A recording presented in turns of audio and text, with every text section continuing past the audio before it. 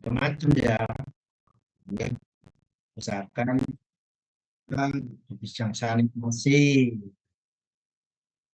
itu biasanya air minum kan kita menentukan ya programnya itu kita meningkatkan kuantitas atau kualitasnya dulu atau kualitas ya itu biasanya menggunakan analisis PHP. Sebenarnya kalau analytical proses itu adalah berupa model ya untuk keputusan ya digunakan oleh Thomas L. Saati itu tahun 70-an. PHP sendiri itu sebenarnya menyederhanakan ya masalah yang banyak faktor multi kriteria menjadi bentuk suatu hierarki ya. Jadi dalam bentuk suatu hierarki atau berupa diagram ya. Diagram itu sebenarnya merupakan representasi dari semua permasalahan, sebuah permasalahan menjadi suatu struktur yang multi level ya. Jadi misalkan saudara memilih kalau di beberapa jurnal itu kan banyak ya contohnya memilih pengembangan suatu lingkungan taman ya kota contoh saya itu dia terus dia dipilih ya memilih pilihan dikembangkan menurut lingkungannya atau ekonominya dan segala macamnya dari beberapa faktor atau kriteria. Jadi faktor dan kriterianya itu bisa tidak hanya satu level, ya bisa mungkin berapa level. Misalkan saudara mau menetapkan itu apa program untuk perbaikan dari proses suatu pabrik atau industri dari hasil analisis LCA misalnya. Ya, saudara pengen programnya apa? Misalkan memperbaiki proses, meningkatkan apa?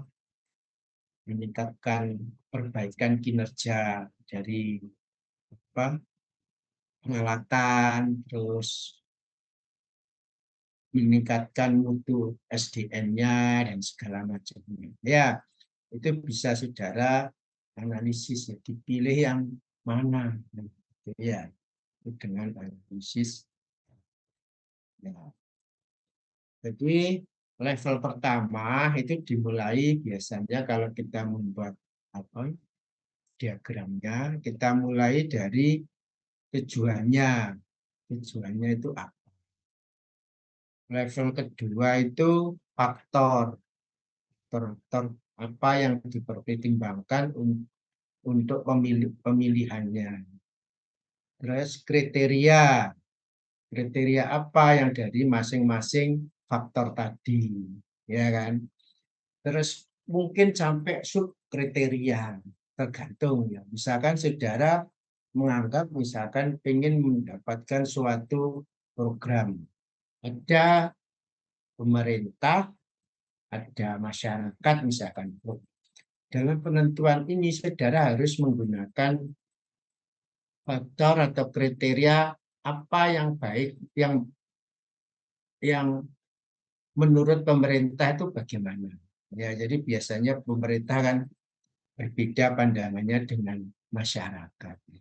Nah, kalau masyarakat berarti nanti ya faktor-faktor yang menurut masyarakat baik kan begitu. Jadi saudara bedakan, jangan misalkan mengisi kuesioner, misalkan yang kriteria itu oleh pemerintah ya berarti nanti respondennya oleh mewakili pemerintah.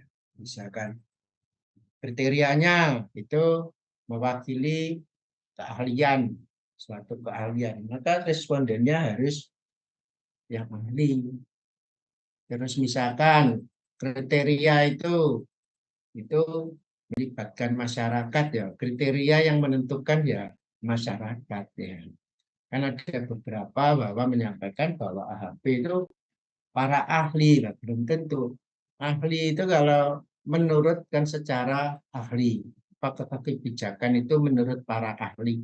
Menurut ahli benar belum tentu bisa diterima oleh masyarakat. Ya, jadi ada apa,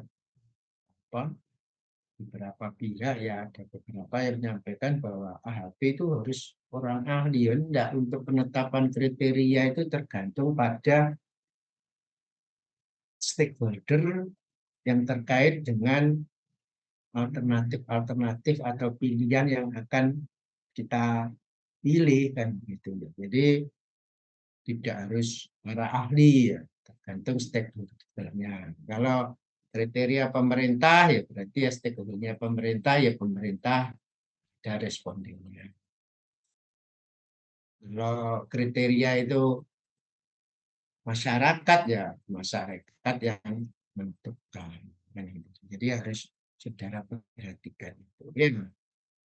Dan kadang kita buat AHP para ahli. Belum tentu para ahli nanti programnya itu bisa diterima oleh masyarakat ya. Jadi tergantung pada penetapan itu saudara tentukan dulu. Ya.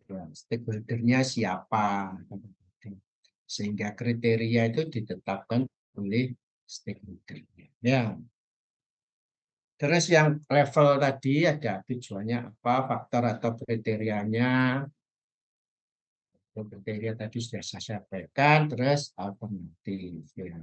Sehingga saudara mendapatkan suatu dari yang masalah yang kompleks, saudara bisa uraikan menjadi kelompok-kelompok atau kriteria-kriteria sesuai dengan alternatif yang akan kita tetapkan. Kalau kelebihan analytical dari proses itu merupakan kesatuan. Jadi masalah yang luas tidak struktur menjadi suatu model yang fleksibel dan mudah dipahami. Ya.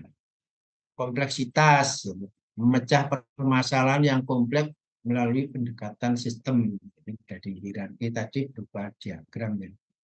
Tujuannya apa, terus faktornya apa, kriteria-kriterianya apa, baru kita pilih ke bisa menetapkan suatu alternatif. Ya. Terus saling ketergantungan. Ya, sistem itu tergantung ya, tapi tidak perlu memerlukan hubungan apa linier atau enggak ya. Tetap ada ketergantungan. Terus struktur hierarki. Ya, ada pemikiran alamiah yang cenderung melembabkan sistem level-level yang berbeda. Tadi sudah saya jelaskan ya. Ini ketergantungan model AHP tadi, input utamanya berupa persepsi seorang ahli. Ya, makanya kekurangan tadi saudara bisa tambahkan ya, jangan menggunakan ahli saja. Gunakanlah yang terkait dengan langsung dengan alternatif tadi. Ya, kalau nanti ahli secara hasilnya mesti lebih ke arah yang sifatnya sesuai keahlian yang ditekuninya atau lebih ke arah yang sifatnya teoritis ya, belum yang itu. Padahal kita di sini untuk analisis sosial yang baik itu harus melibatkan masyarakat kan, sehingga saudara bisa tahu bahwa kriteria yang ditetapkan oleh ahli belum tentu sesuai dengan kriteria yang diinginkan oleh masyarakat. Ya, lebih baik kita gabung ya. Ahli menentukan batasan-batasannya kriteria. Ya. Kriteria itu dinilai lagi oleh masyarakat. Menurut masyarakat perlu atau enggak, atau seberapa tingkatannya itu oleh masyarakat. Ya, makanya kan orang selalu menyampaikan, oh itu harus ahli ya. Belum tentu, tergantung pada Nanti keterbatasan tergantung pada ahli ya. Untuk meminimasi kesalahan, kekurangan tadi ya harus ditambah dengan stakeholder yang lainnya. Terus hanya metode matematis tanpa pengujian statistik. Ya. Nah, pengujian statistiknya yang bisa nanti kita uji kan hasilnya. Bisa kita uji dengan statistik lanjut sebenarnya. Ya, ya untuk komparasi saja. Oh, programnya ini. Ya, kita bisa langsung menggunakan misalkan verifikasi dengan analisis faktor dengan SEM. Ya, ya. Tahapan. Sekarang untuk membuat tahapan, ya, yang pertama itu saudara mendefinisikan tujuannya. Jadi tujuan saudara membuat ini apa? Membuat THP itu untuk apa? Saudara tetapkan tujuannya. Terus menyusun bagan keputusannya. Ya, dibuat seperti tujuannya apa, faktor-faktornya apa, kriterianya apa, terus alternatifnya apa, itu disusun apa. Nah, ya, terus membuat kuesioner. Ya, kita lakukan kuesioner AHP itu hanya menilai apa, membandingkan antara satu kriteria dengan misalkan faktor atau kriteria dengan kriteria yang lainnya atau faktor dengan faktor yang lainnya atau alternatif satu dengan alternatif yang lainnya antar kriteria, antar faktor, antar alternatif. Ya, ya kita kuesionernya cuma mana yang lebih penting ada kriterianya antara ini dengan ini. Karena Pak, misalkan apakah faktor lingkungan lebih penting dari faktor apa, ekonomi, misalkan ya sudah nanti ya, kalau itu menyangkut pemerintah ya pemerintah membuat skor respondennya apakah penting ekonomi atau lingkungan bobotnya dan itu kita bobot ya kita skor tingkat pentingnya lebih ke arah ekonomi atau lebih ke arah lingkungan. Terus yang kriteria yaitu kriteria misalkan faktor lingkungan kriterianya apa ya. Oh berarti kriteria keselamatan apa kondisi kualitas udara, kualitas air, apa tanah lah itu. Jadi kriteria lingkungan itu kan macam-macam ya. Itu juga dipilih antar kriteria itu mana yang memiliki bobot yang terbesar. Ya, terus pilihan baru ke pilihan tadi didasarkan pada faktor apa air misalnya itu mana yang akhirnya saudara akan terpilih. Ya, terus membuat kuesioner tadi sudah, terus mengolah data. Ya, kalau dengan Excel itu bisa tapi lama ya. Sekarang banyak software HP misalkan expert choice dan segala macamnya. Ya, terus terus yang berikutnya menentukan prioritas faktor atau kriteria. Jadi nanti kita tentukan oh faktor mana yang mempunyai bobot terbesar, diurutkan menurut prioritasnya.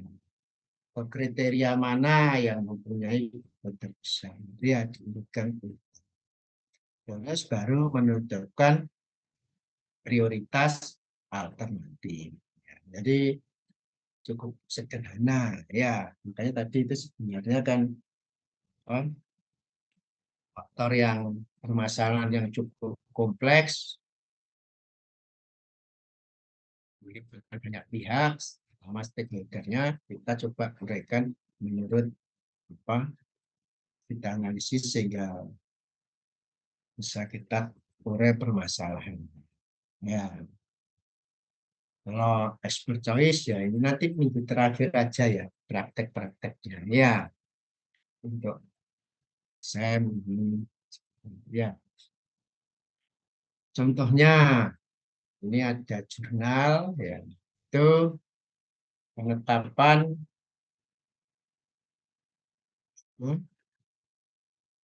penataan taman ya dengan analisis berarti proses. Ya. Jadi bentuk dari diagram tadi. Kerangka pikirnya ini serta kerangka konseptualnya ya. Jadi permasalahan yang kompleks ini dibuat kerangka konseptualnya atau diagram pikirnya. Ya, tadi sudah saya sampaikan bahwa yang pertama itu yang ini tadi ya tetapkan tujuan. Ya. Ini tujuannya jelas ini memilih untuk pengelolaan dari suatu taman ya. Ini mana ini ya. Ada plan 1, ada plan 2, plan 3 dan plan 4. Ya.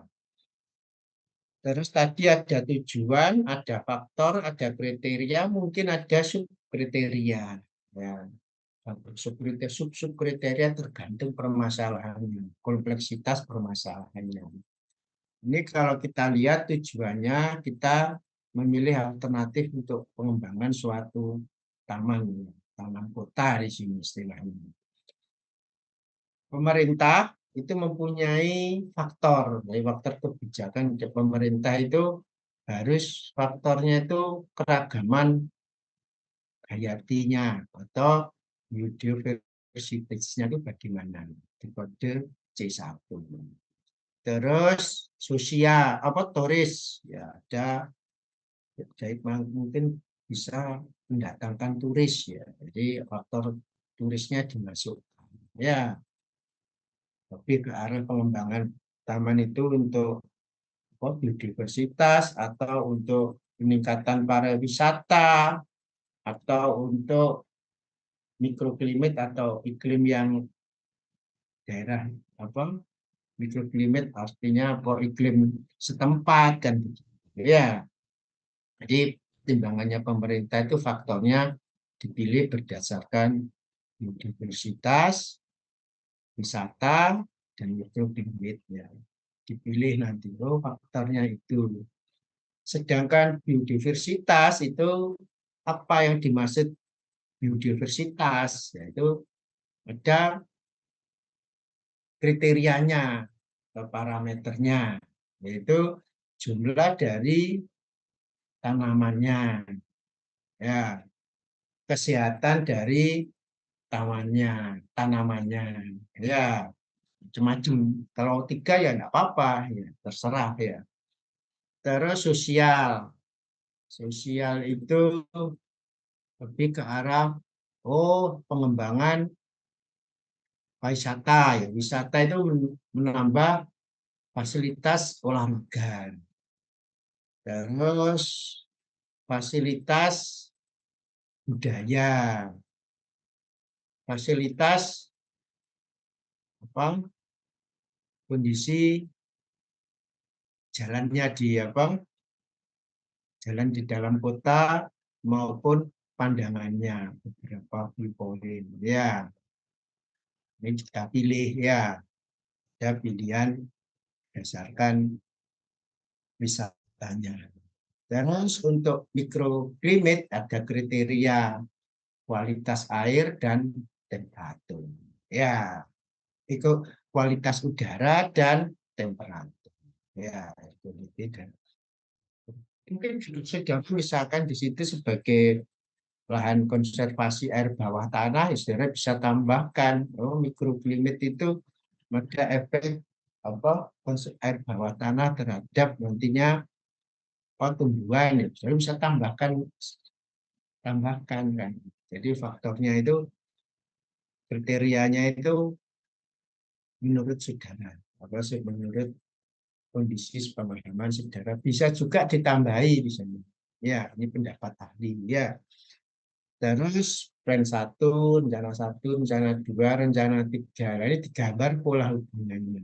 Ya, jadi masyarakat pemerintah itu faktornya biodiversitas, wisata dan mikroklinik. Terus di diversitas itu parameternya jumlah spesies atau tanamannya, kesehatan tanaman. Terus lebih ke arah kesehatan untuk ke biodiversitas ya, biodiversitas, tapi kalau lahan di situ tidak cocok ya enggak satu kan gitu. Terus wisata ini lebih ke arah apa, olahraga atau budaya atau pandang ya, pemandangan ya. Terus mikroklimat itu kualitas udara dan temperatur. Ini ada plan 1, plan 2, plan 3. Plan 1 kita lihat terhadap spesiesnya, terhadap kesehatannya, terus terhadap fasilitasnya. Nah, ini jangannya kan kita bisa sederhanakan analisisnya. Ya, nah itu kita membuat apa? Ini membuat bahkan keputusan. Ya, kita buat bahkan keputusan atau konsep pemikirannya bagaimana. Jadi tujuan untuk menetapkan pengembangan dari suatu taman kota. Ya, ada tujuannya, ada faktor, ada kriteria. Mungkin ada subkriteria lagi. Ya, jadi rencana 1 tadi menjaga rencana tanpa perubahan, ini dibiarkan saja. Rencana 2 adalah lebih ke perlindungan alam. Ya, rencana 3 kompromi antara pariwisata dan perlindungan alam. Ya, rencana keempat pengelolaan berkunjung pada kompleks taman hutan. Ya, jadi ada empat alternatif rencana pengembangan tadi hutannya. Maka dibuat pertama kita buat ya, kita analisis dulu C. Jadi dari pemerintah tadi ada sampelnya, respondennya ada 6 misalkan ya, membuat sampel 6 atau responden. Responden 1 itu penekanannya bobotnya untuk apa?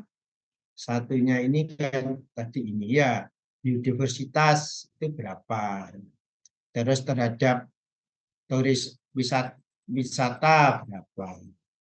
Terhadap lingkungan itu, jadi dia membuat ya, membuat apa? Kita buat kuesioner ya, itu untuk kebijakannya ya. Ini kita bandingkan antara C1, C2, makanya dia akan dapatkan C1 ya, ya dibuat C1, C2. Terus yang berikutnya D atas S, di antara faktor dengan kriteria. Ya, pertama dibuat analisis antar faktornya dulu. Ya kan, untuk menetapkan kriteria urutan dari faktor. Terus dibuat analisis antara faktor dan kriteria. Ya, sehingga nanti didapatkan kriteria faktor untuk kriteria. Dan nanti buat dengan antara kriteria dengan alternatif.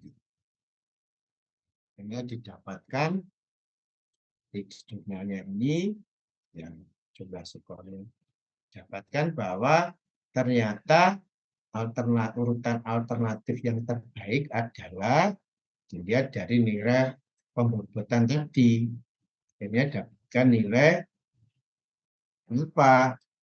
Yang tertinggi nilainya 3. Oh, ternyata pengembangannya lebih bagus menurut pendapat para pengambil kebijakan pemerintah dan ahli itu menurut di nomor 3 ya, dan nomor 3 ya. Itu untuk apa? A2 mempunyai bobot sama dengan A4. Ya, yang terakhir nanti A1. Ya, itu contoh di rumah. Contoh sederhana, mungkin saudara lebih enak berpikirnya, yaitu penyelesaian HP dengan metrik atau ini mestinya dengan choice ya. Contohnya, ya saya ingin memilih rumah ya, tempat tinggal. Ada faktornya ya, ada faktor tadi atau kriteria karena ini satu level makanya bukan cek kriteria ya faktor ya. Itu ada berdasarkan lingkungannya, berdasarkan waktu tempuh, tempat kerja, harga jual rumah, sama biaya transport. Jadi dibuat pertama diagram hierarkinya atau konseptualnya. Ya.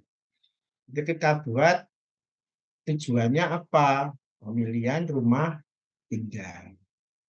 Tingkat atau kriteria atau bisa dianggap sebagai faktor ya, ada lingkungan, ada waktu tempuh, ada harga jual, ada biaya transport. Sedangkan alternatifnya ada di lokasi A, lokasi B, lokasi C.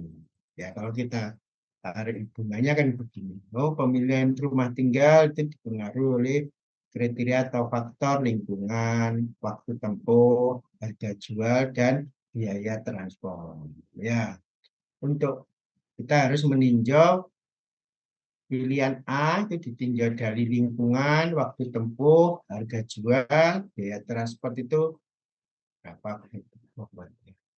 Pilihan B itu harus ditinjau dari lingkungan, waktu tempuh, harga jual, biaya transport. Pilihan C itu harus dilihat dari lingkungan, mempertimbangkan faktor lingkungan, waktu tempuh, harga jual, dan biaya transportnya. Ya, itu contoh yang sederhana. Ya. Kita gunakan expertise misalkan ya. Kita buat expertise, kita buka, terus kita tentukan filenya apa. Kita simpan nanti di ya. Terus kita menetapkan tujuan. Dulunya apa? Kita tulis memilih rumah tinggal. Kita tetapkan klik, jadi note-nya menetapkan rumah tinggal. Menetapkan faktor atau kriteria. Jadi kita input lagi bahwa kriteria tadi. Ya, ditambahkan ini faktor lingkungan. Diklik bahwa faktor lingkungan.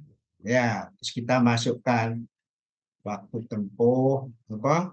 Jarak tempuh, waktu tempuh, biayanya berapa. Tadi kan kriterianya itu kan selesai, ya kan? Terus membuat apa? Alternatif ya.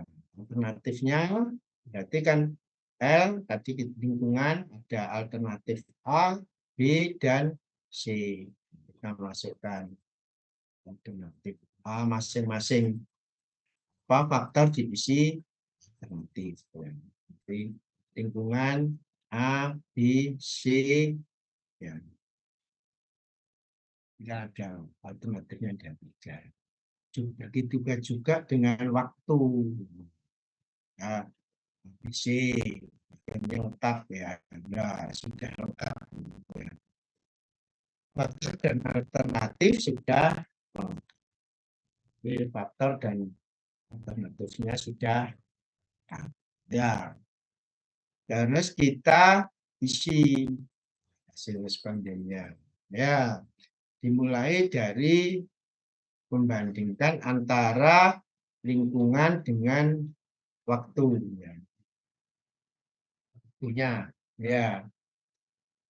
Dipilih, ini respondennya berapa? Siapa respondennya? Ya.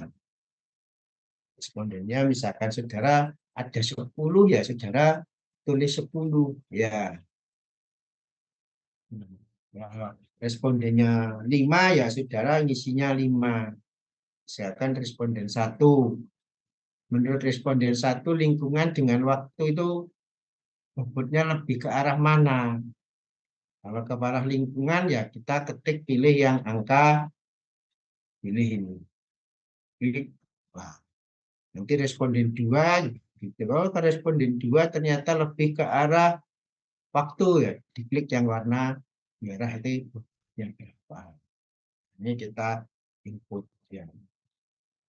Sudah ini T dan lain akhirnya sudah terinput semua untuk faktor. Ya, terus bisa kita lihat hasilnya. Maka di sini kelihatan bahwa dari faktor atau kriteria tadi, kriteria apa yang mempunyai bobot terbesar. Ini yang grafiknya ini. Berarti ya, karena faktor ini waktu jarak tempuh yang apa-apa itu baru berikutnya. Disimpulkan. Jadi kesimpulan pertama itu urutan kriteria atau urutan faktornya. Jadi dari lihat tadi faktor-faktornya, lingkungan mempunyai kriteria terpenting karena prioritas tertinggi yaitu bobotnya 0,5115. Diikuti oleh biaya transport 0,2433. Harga 0,1465. Waktu 0,09. Jadi menurut siapa tadi respondennya di bahwa untuk faktor dalam pemilihan rumah tinggal itu ternyata faktor lingkungan itu nomor 1. Ya, diikuti oleh biaya, diikuti oleh biaya transport, terus harganya, baru waktu tempuh. Ya, itu kita lihat kriteria faktornya. Sekarang yang dipilih dari kriteria itu, yang mana yang dipilih dari alternatif 3 lokasi tadi? Ya, sama tadi kan sudah ada diagramnya, kita pilih A. Dan kita isi. Ini faktor lingkungan A terhadap B. Nanti ada A terhadap C. Ya. Dan B terhadap C. Itu untuk lingkungannya. Ya. A terhadap B. Kita isi lagi respondennya. Misalkan ini untuk faktor itu saudara ini sebenarnya usia respondennya siapa, saudara tentukannya. Input data hasil kuesioner untuk alternatif. Ya. Input ternyata pilihan A ternyata ya saudara bisa lihat ternyata pilihan A itu bobotnya terbesar dibandingkan B dengan C. Ya. Terus dicek nilai rasionya. Kalau dia bawah 10% itu artinya dia konsisten. Ya, akhirnya saudara dapatkan nilai ini untuk ya ini untuk alternatif berdasarkan lingkungan. Itu ternyata ini dulu kan ya. Ini berdasarkan untuk lingkungan berapa alternatif apa yang bagus. Wah, terus berdasarkan waktu tempuh ya mana yang bagus, mana yang bagus tiap-tiap faktor. Akhirnya ketemu yang terakhir itu ketemu bahwa yang apa nilainya yang terbesar itu ternyata lokasi B. Ya, di sini sebutkan bahwa paling dimungkinkan itu perumahan B, diikuti perumahan A dan perumahan C. Tapi kalau dari lingkungannya saja tadi berapa? Yang mana?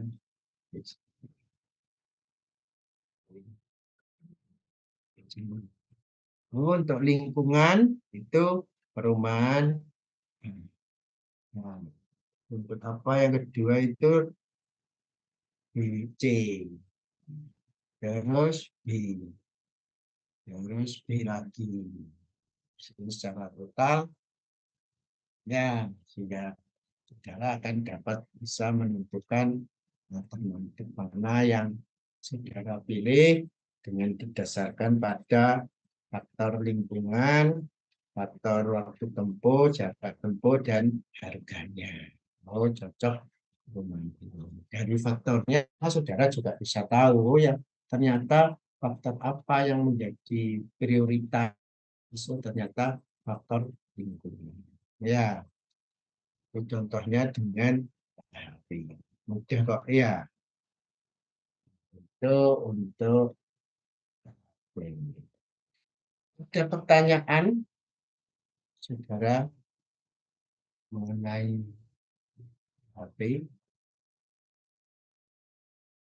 Kalau nggak ada, saya lanjutkan untuk materi yang kedua. Ya. Materi yang kedua kita itu sudah saya share mengenai partisipasi. Ya, mengenai partisipasi bisa angkat. Nah, partisipasi masyarakat ini saudara teorinya bisa saya. Partisipasi masyarakat itu ada 6 ya. Definisi partisipasi itu apa? Partisipasi itu identik dengan peran serta, keterlibatan mental, kepikiran, moral, dan usaha. Ya,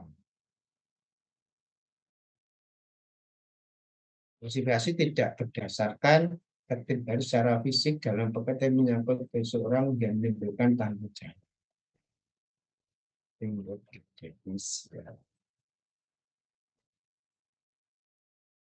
Jadi partisipasi sebenarnya unsurnya apa? Keterlibatan mental dan peran.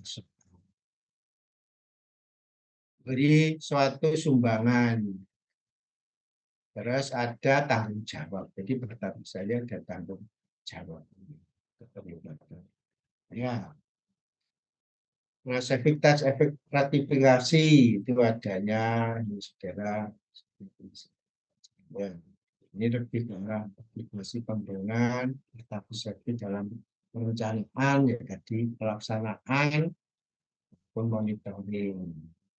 Bentuk partisipasi itu bisa pikiran, tenaga, kalian, barang, material, dan uang. Jadi bentuknya bisa pikiran, tenaga, pengelian, barang, uang, dan segala macam. Yaitu menurut bentuk partisipasi. Tingkatan partisipasi ada 8.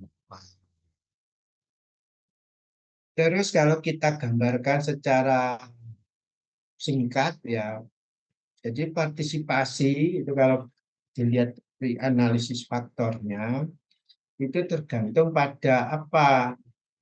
Secara garis besar tergantung pada apa? Nilai atau normanya. Ya. Terus komunikasi bisa merubah sikap. Ya. Jadi kalau dilihat di diagram ini sebenarnya sikap itu dipengaruhi oleh apa? Sikap seseorang itu dipengaruhi oleh keyakinannya, juga oleh pengalaman. Jadi sebenarnya kalau bersikap itu ya sikap dipengaruhi oleh keyakinan. Ya, oleh pengalaman. Terus perilaku. Perilaku itu lebih dipengaruhi oleh pendidikan dan pendapatan. Ya, orang yang berpendidikan tentu mempunyai perilaku yang orang pendapatannya tinggi, rendah dengan itu. Ya, terus persepsi. Ya, persepsi itu untuk membangun suatu persepsi itu perlu pengetahuan. Ya, perlu informasi atau akses informasi. Ya, sekarang akses informasi banyak dipakai untuk persepsi. Ya, akses informasi itu sudah identik dengan sosialisasi. Jadi pemberian, kalau saudara melakukan sosialisasi itu lebih ke arah untuk memberikan, untuk meningkatkan merubah persepsinya. Ya. Yang dulu tidak tahu menjadi tahu. Jadi seperti sosialisasi. Nanti saudara banyak di bidang teknik sanitasi, ya sosialisasi itu banyak ya, mulai sosialisasi untuk pengelolaan sampah ya, itu dalam rangka untuk meningkatkan partisipasi ya, mulai kalau di masyarakat ya untuk partisipasi masyarakat. Tapi kalau saudara tingkatannya sosialisasi untuk pengelolaan ke pemerintah atau pengambil keputusan, itu lebih ke arah mau tidaknya dia misalkan dari segi meningkatkan pengelolaannya atau biaya pengelolaan persampahan, itu perlu dilakukan sosialisasi atau pemahaman media terhadap pengelolaan persampahan. Ya, intinya partisipasi itu dipengaruhi oleh sikap, perilaku, dan persepsi dengan variabel. Ya, faktor-faktornya sikap, perilaku, persepsi, partisipasi. Ya, keyakinan, pemahaman, gitu ya. Jadi kalau saudara ini bisa saudara, kalau bentuk model ini bisa saudara analisis dengan apa? Dengan SEM bisa. Ya, misalkan saudara ingin melihat aktivasi suatu masyarakat dengan data-data yang sifatnya parametrik dan parametrik, ya bisa saudara buat ya. Ini dipengaruhi oleh sikap, ya, keyakinan. Ini berarti saudara bisa menggunakan apa, parameter apa, agama. Misalkan ini saudara, misalkan agama, saudara ingin juga bisa melihat itu agama, nanti ada Kristen, ada Islam, ada Hindu. Nanti menggunakan data-data yang sifatnya non parametrik. Kalau agama itu berarti kan sudah memudahkan, berarti datanya bersifat apa? Nominal. Nominal itu sudah tidak ada nilainya satu, Islam apa ya, itu sudah siap bobot ya. Terus pengalaman. Nah, ini dilihat sikapnya, pengalamannya dia terhadap apa, pengelolaan sampah, bagaimana hasilnya. Jadi banyak pengelolaan apa saja dia pilih nanti bisa berupa data-data apa, berupa sifatnya non. Terus pendidikan, ini saudara bisa lihat SMA-nya, SMP, perguruan tinggi terhadap pilihan waktu, pendapatan, pendapatannya sudah pengetahuan,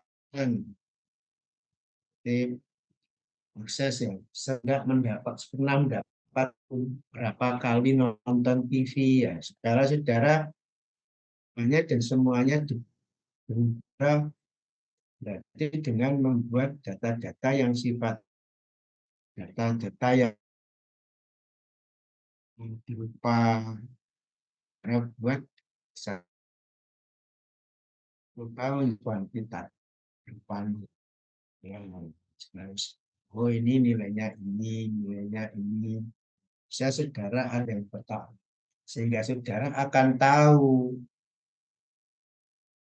pengelolaan sampah apa, di daerah tersebut itu dipengaruhi oleh faktor apa, ya, sikap atau perilaku atau persepsi. Sedangkan oh sikapnya, persepsinya, bisa menggunakan, makanya analisis banyak metode yang ini bisa saudara selesaikan dengan apa, sel. Ya, terus saudara kan, kalau datanya bersifat parametrik dan parametrik untuk menilai aktivitas itu dipengaruhi sikap, perilaku atau, dan ini untuk satu daerah berbeda dengan ya, kemudian misalkan saudara pilih penelitian, partisipasi terhadap apa, pengelolaan sampah, partisipasi dalam bentuk apa, membayar biaya pengelolaan air limbah. Saudara buat kuesioner dulu, analisis sosialnya dijalankan dulu, baru analisis teknisnya. Oh, misalkan daerah I itu air air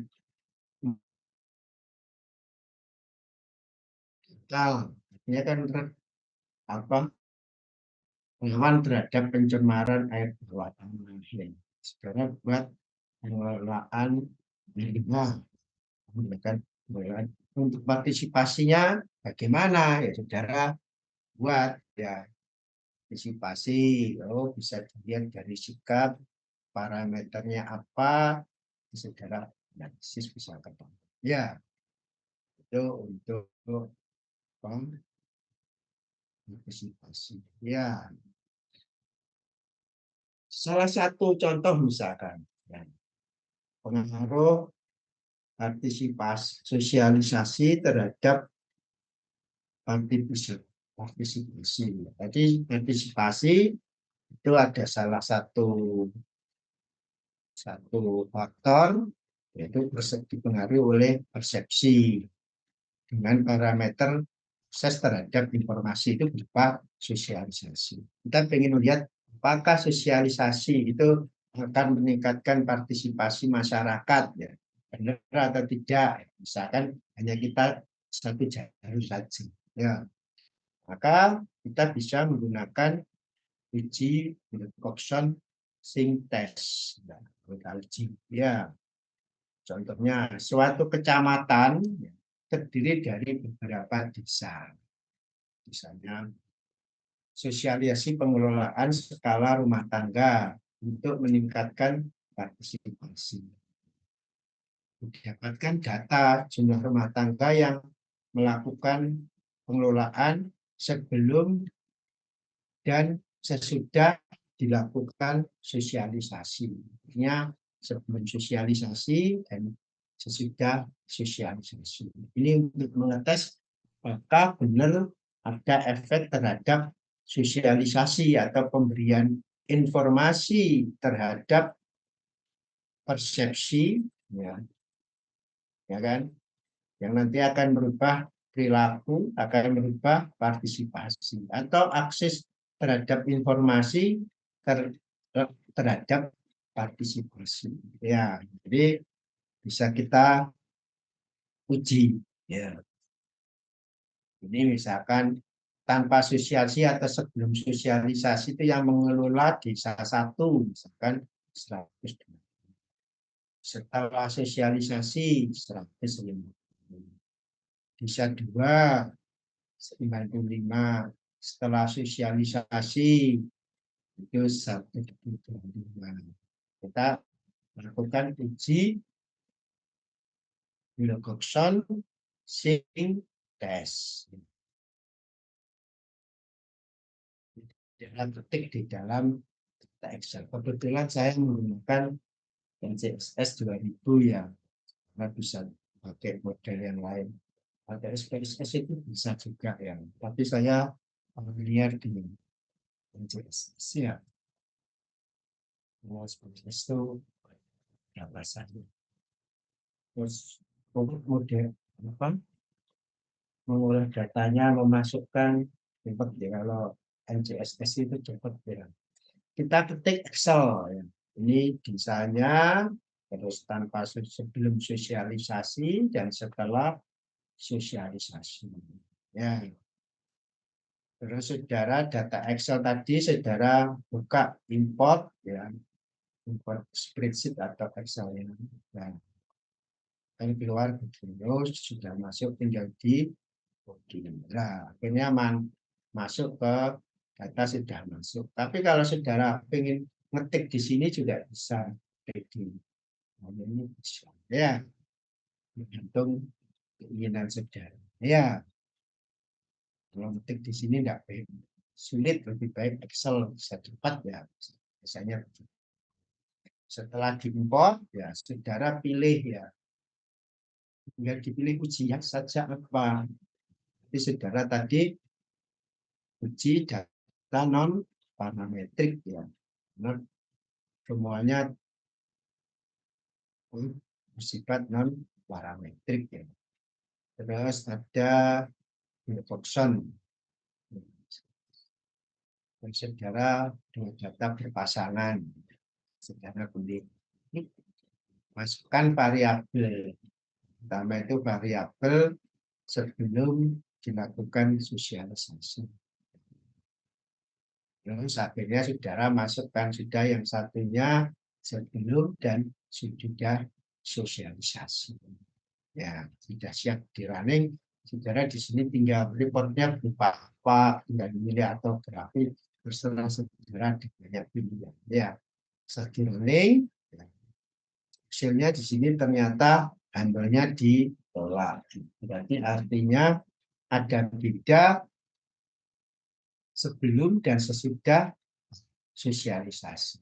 Ya, artinya sosialisasi, kemudian sosialisasi memberikan efek atau yang beda dari sebelum dan sesudah. Ya, artinya saudara sosialisasi berupa pemberian informasi akan memberikan efek terhadap partisipasi. Jadi, kembali lagi ke diagram partisipasi tadi, akses terhadap informasi itu ternyata bisa berhubungan langsung dengan partisipasi. Tapi sebenarnya akses terhadap informasi itu bisa merubah persepsi yang pelan-pelan kalau tidak langsung. Persepsi akan merubah perilaku. Ya. Perilaku akan meningkatkan partisipasi.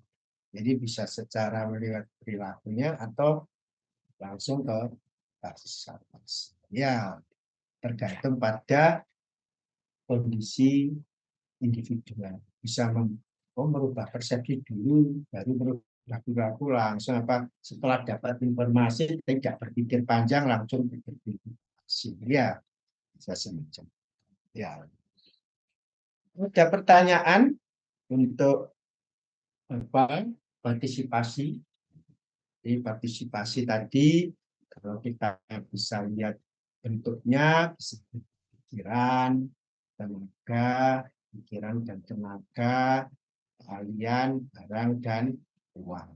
Ya, terus variabel dan faktor yang mempengaruhi partisipasi ya, variabelnya sikap, perilaku, dan persepsi.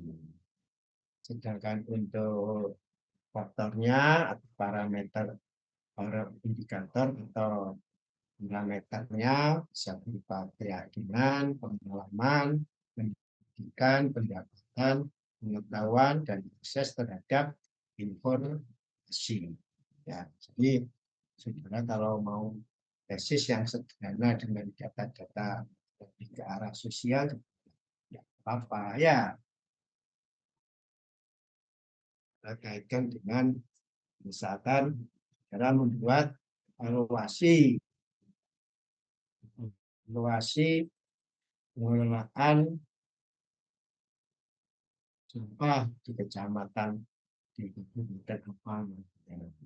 Kita lihat datanya, misalkan bisa tingkat pengelolaannya berapa. Ya, terus saudara hitung analisis sosialnya dengan indikator partisipasi. Ya, misalnya sistemnya ada, ya. Pertanyaan untuk partisipasi di materi dari saya, ya, yang pertama itu mengenai mengantar ya, dia ekonomi, analisis ekonomi sosial.